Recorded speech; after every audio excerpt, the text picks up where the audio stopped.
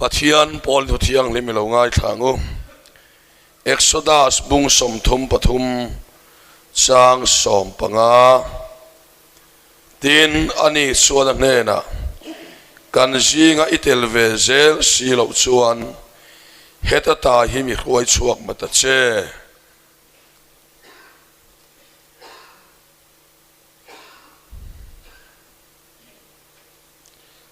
zol nei daniela bung thum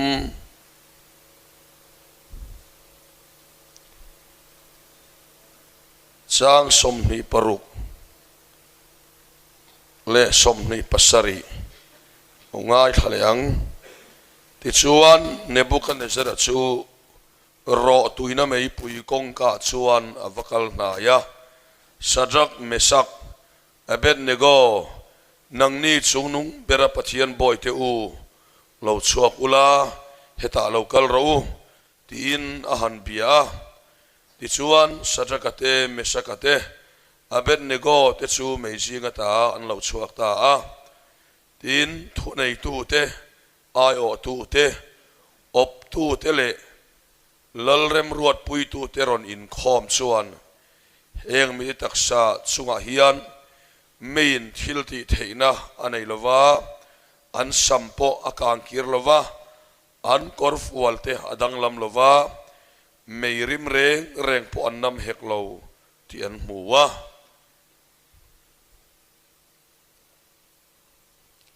Korin khuami tene tir ko pole khathon pani na bungrok sang som paruk milim tele pathian biak in point enge in rem nan nei keini zong pathian nung biak in kan ni si pathianin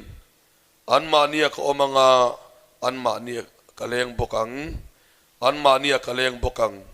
tinan pathian kanianga anni po kami te anni ang atiang khan chuwangin an singa ta lo chuakula akrangin omrau thilbol lo reng po dek su lalpanati soti chuan kalo mang chewa intan pa kanianga nangni po katan fanu fa pa inni ang laleng kim ti thaya chuan ati athu lalpan kan satan malmin som sakro se kan sarmon te pathian na minlan sakturin tlangwal malakia lalrong bola wavaltia ilo somang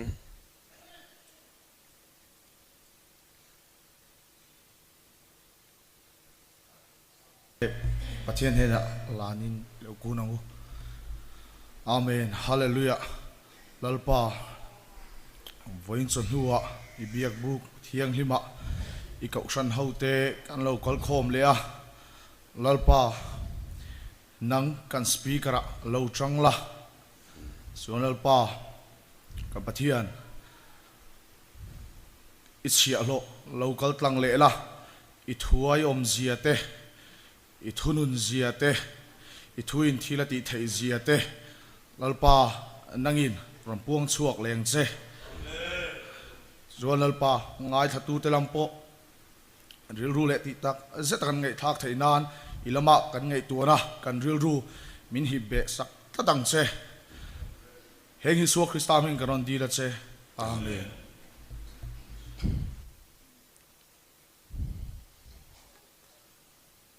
le voin sonua hian enge ka soyango ka te pathian hena te pokan dila ka chong try na lo lang chu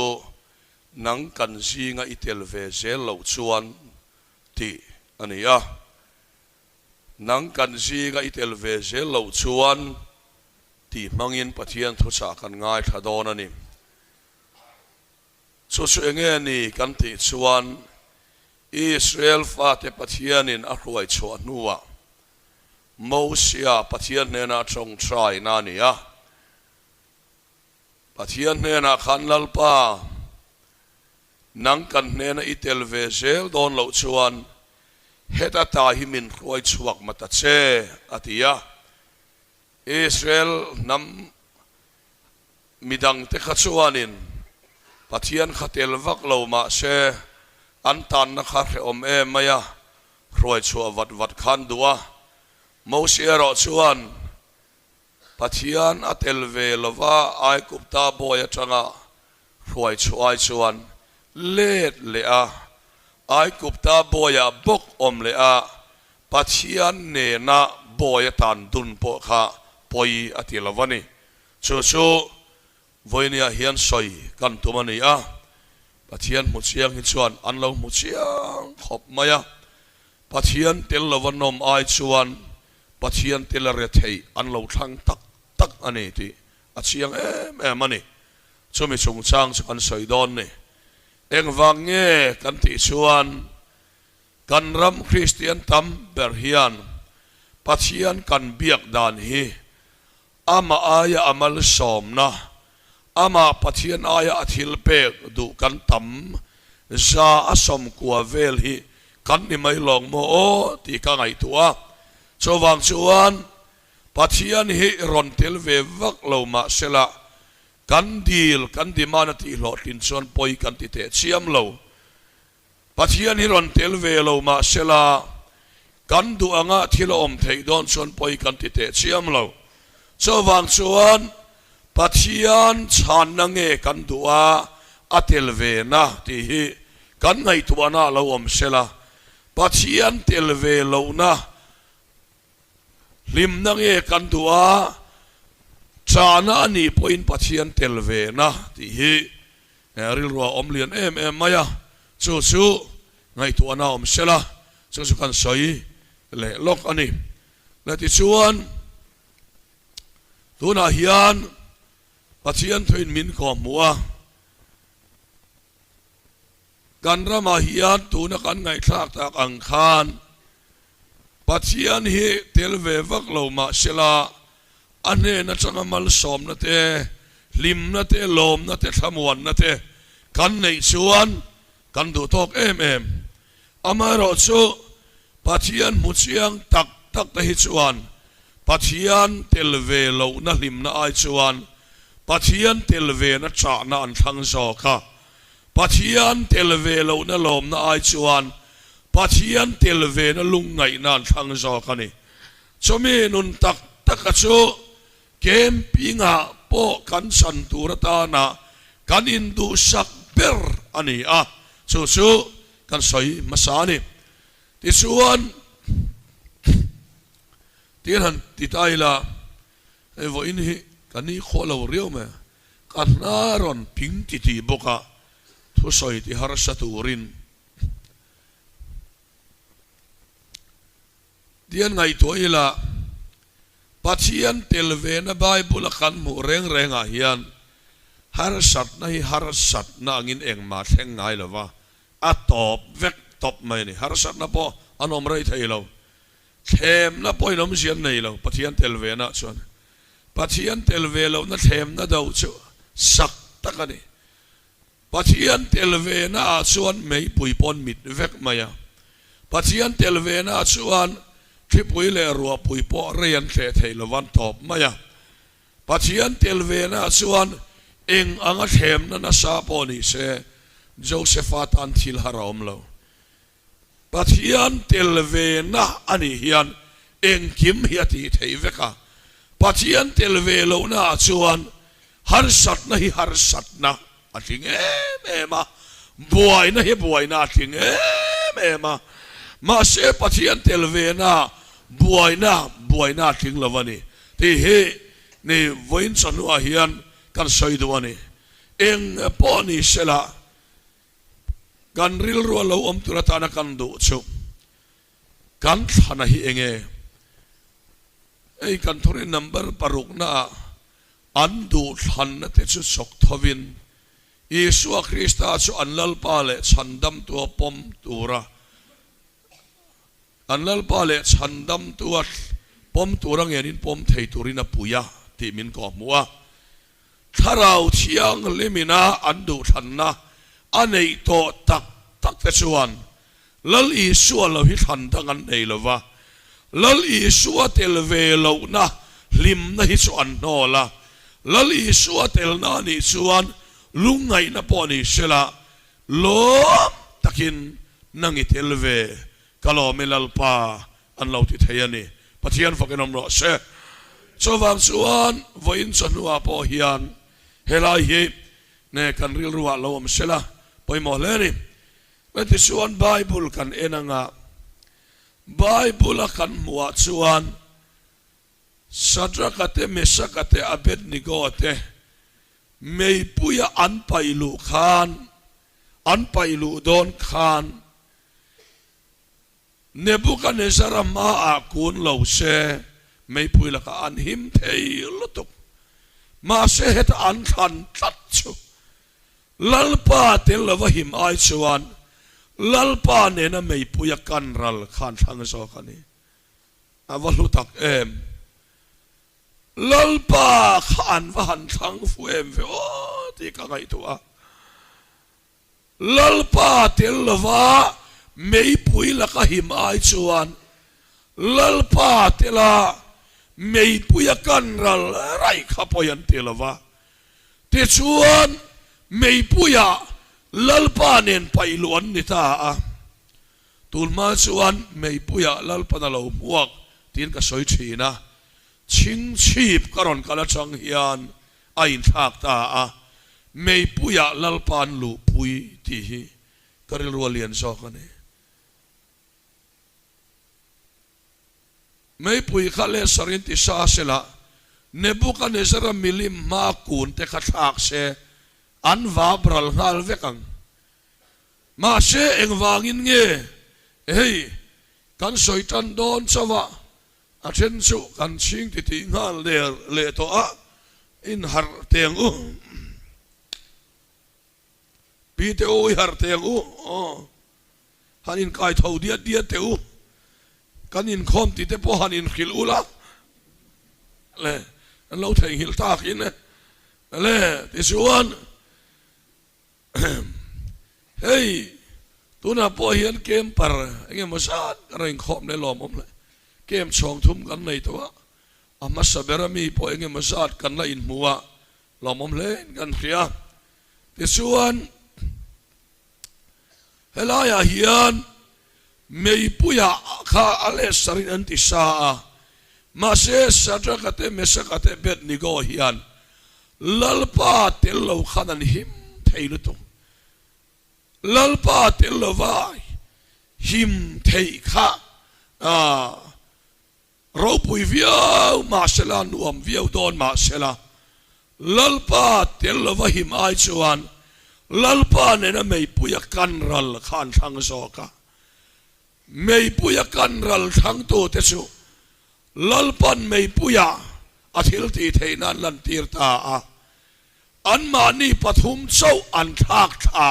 ni an ngai lain Nebuchadnezzar an azubia an kangral ta nge talowatia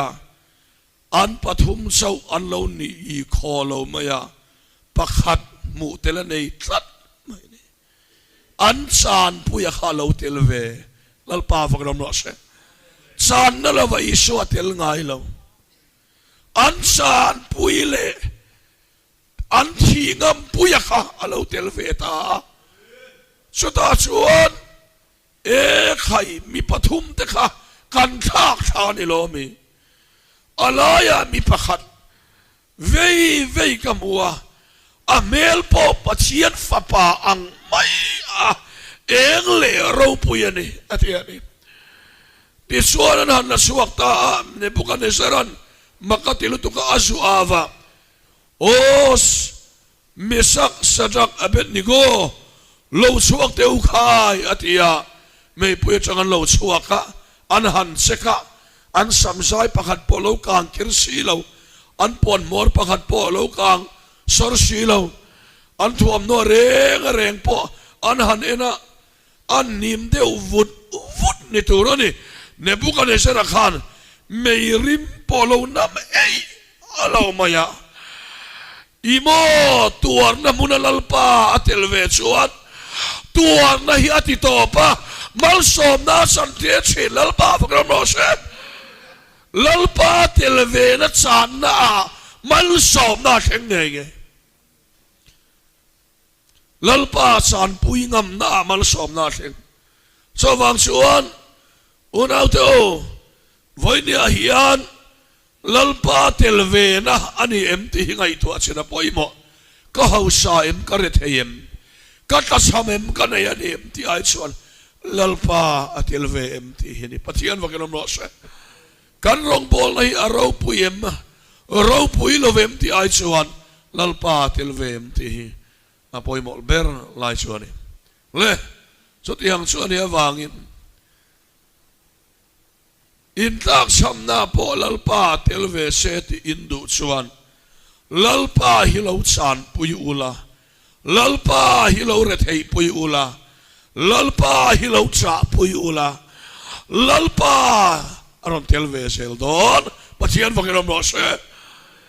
lalpa cha pui na lalpa telve adot le chuan ene kan mole kan ti chuan lali sual le zirti telonga an suanga lali suwa telve chung khan thipuina ron nuai pathian atelve awangin harsat na kan thok don lowani lo ma se isu atelve renga chung si khan thipui point na men lovina nuaya yang thar kan ni vain harsat na kan thok lo don lo kan thok don ma se adang lam na chuai hiani thipui kha du tok enon nuai ro se an zinga thipui le ruwa pui chunga tui phone chunga thunei tu kha telve tlat hallelujah pathian vakelom ro se har satna le manga na hian enganga poinuin moi ma sela ka chunga van na lamu ka ta na to ke ti hi kan thupoi lo ni ta ni Isua tela vati pui nuai lo ni ai chuan Isua tela nuai ni hikat sang ta zo ka ni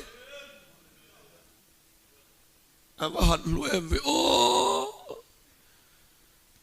aketiam tan chuan aluvia vaga rong bol te anua mania ei create etiang ang nun nei to chuan la manua ma rong bol anua ma eng anga ha sak po hini se anuam fekani tuna hian kanu patenon kala upathanate upavanate upa mk te paron kala in ha to otanga minhantia in sao to otanga minhantia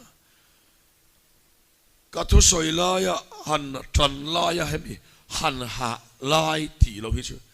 hai ka khelo re tak ani ha hi ka inti lo re nga chan chu isu telve na hi alone wam bel pa vakram ro se anom dan chumo min nuai tel an ya an lima hian eng misual kir le ten lalpan han fak ke maseber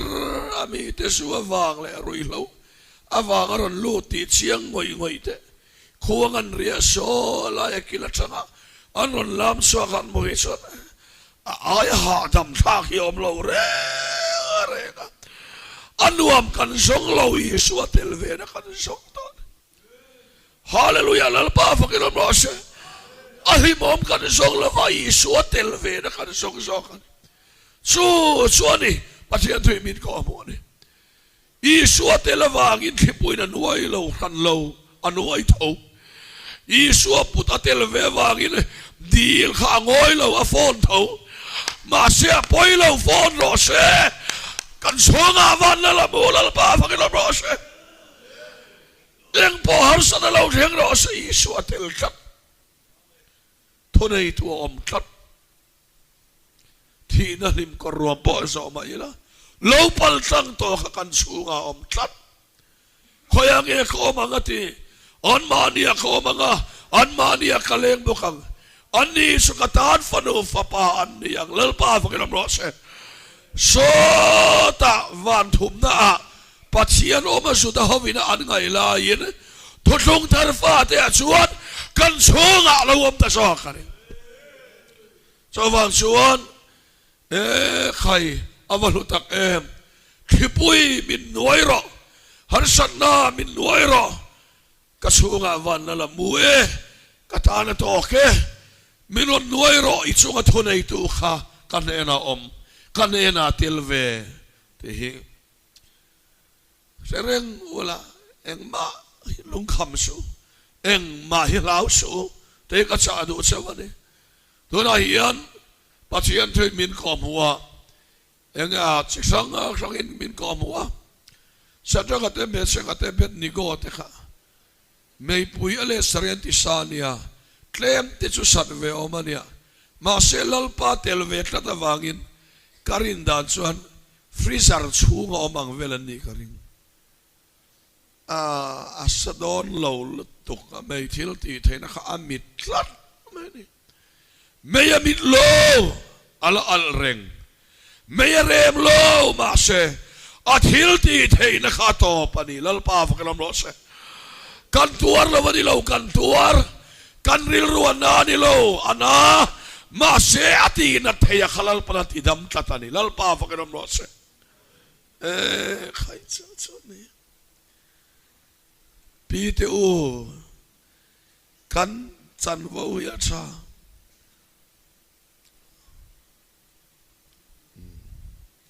thade we ka hoi thak to cho ne in kheu vat mai ne in kheu ro ti ngai lo re ka thu soi kha than ti non nu ye mokatia an chian nu mu thu kha ka mu le do ne mon tia an lo nu ye lo nia khai le lom o me một chuộc chung non kal te hin fak omani me chu wang chuan mani ina một thuk a chuan biak ina một thuk chu lo khrem ani eng boni se hei kan ngai tu na lo om sela lalpa tel ve na hi alo lu me tuar na khatuar na tling thei lo isu tel ve chuan isu hi om ta lo se chete po hi tuar na yarap thak do na isu tel ve chuan tuar na tling lova tuar na mit tu kan chunga nung tlat lalpa fakinam ro se tuar in ti tu ati to pa van nei in ti nai kan lo khat ta zo kan isua tel velo da nun hi chue chete hi po tuar se an tuar ngoi maya isua tel ve na mi hinga reng chuan tuar na hi tuar na ngai lo nat ngai ve lo a chan so ati rem tu mei pui ti rem tu thi pui hau bang tu kha an chunga nung tlatani so tiang tak chuan vai nia hian kan han van nei nia alom om le chu tiang chu in ni ti hi pom thap ro a chan chu nau te o pathian ne ta in nia nang ma ni om chu khove lo mai sa ro pui so khani atia so wang suan in kol vet to in ta kan ta ni ti bible in min ko mowa tu te ta bi tu ta na is o hi pe ani lova mi song aringa piang te ta chan wo ni ti pathian thui min ko mo ni le na dot le chuan bible a chi sang kan mu a Daniela sakai bak nei pu kan paya an pai ma khan tu ma in ma ni pathian biak to lo tur Nebuchadnezzar lo chu chi bai buk lo tur an ti a ma se Daniela khan sual do nan pathian amang lal iswa kan ti top to mayang lal iswa thutlung luya chang fa pa hi lo in puanga ma se fa pangin alang lova pa le fa pa hi mari ko chung chawa chang lo omani lova chatuana om sa ani a fa pa hi pa a chatuani na om to a mari ko chunga chana chula changa lo pian chawa fa pa ani lo ti kan khiata poimo so wang suan fa pa su alpha le omega bulle top om to le omek le lo om tura chan sin min ko mo bible in so nga chuan enge kan mu le kan ti chuan Daniel chuan Jerusalem holam hoin voi thum ni khata atuk vera hoya a honga a chong chai Jerusalem holam hoin a chong chai Daniel an sibai buk abuk luyani tian ron khria an manta sakei bak nei pu kan pailu ta sakei bak nei pu ka khan lalpa alo om sa lo sakei chawan om enga tinge sakei bak nei kha kha chi dalia dal na lu pu yalom lalpa fakiram ro se ama va ga sual do ngam te na lalpa hi atel ve se la ni ti achia ngari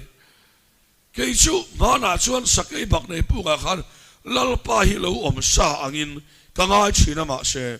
midang khapai lut ve se chana hap ngal thoyang karing hap ngal thoyang a om sa don mi alo ma se ta hian Daniel hian alu puyani arin lalpa kha alu puyani te hi chianga ti chuan sakei bak nei kha zong an han se dona an han hap dona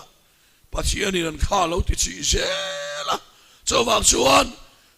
sakei bak nei Daniel chunga thilan ti theilo eng wang nge kan ti chuan lalpa mual phau pui ngam le lalpa chan ngam te na an mang an nia lalpa om ve lalpa kan ro se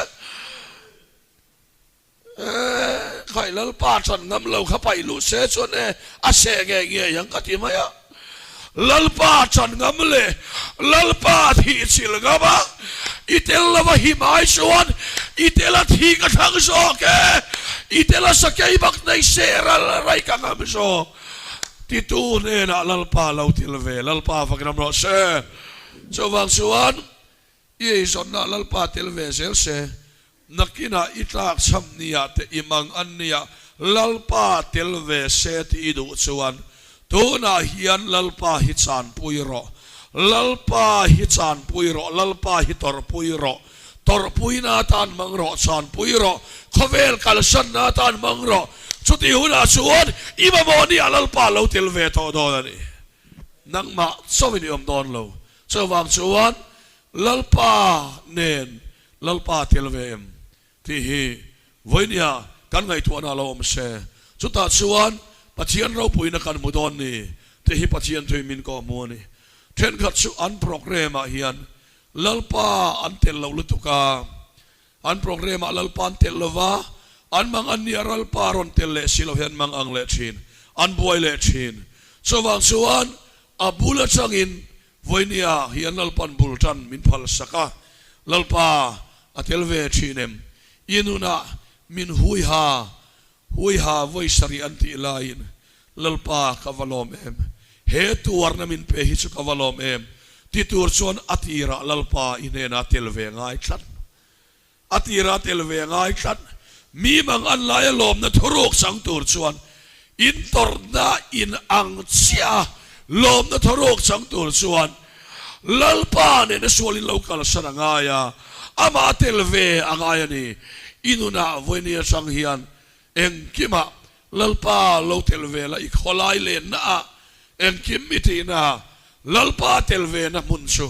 imang anni le har sak nai to ni lalpa aron telve je to dolani chowang son mausia chuan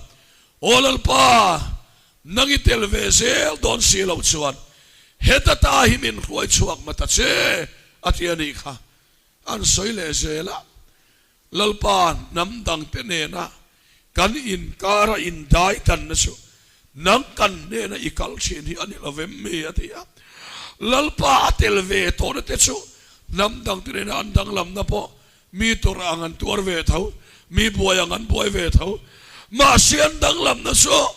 tuar na yan to ve lova an ne na lalpa lo kal chidane ti pachian thui min ko mo ne chowang chuan lalpa telvem tu na chong hian I programa I bial nunin kara lalpa telvem lalpa atelve chuan a thalo chu I chan ngam mayang lalpa telve ti lai te kan soi felo kanga ta hian I bial nu ta hian I bial pa he ta hian lalpa atelve tiang khan akhil fiat hai khatianga lalpa chelo lalpa atelve ti tu na ka soi chong